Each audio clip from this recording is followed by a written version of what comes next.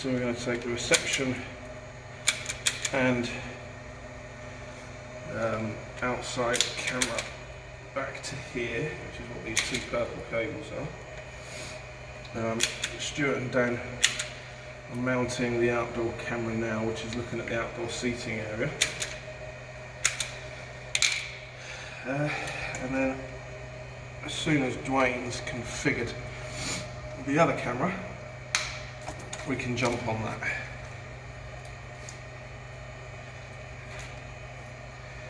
So this is just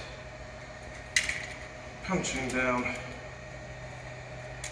Cat 5e low smoke zero halogen cables, hence the purple colour to denote low smoke zero halogen, so that if in the unlikely event that the school does have a fire, no one will get smoke inhalation,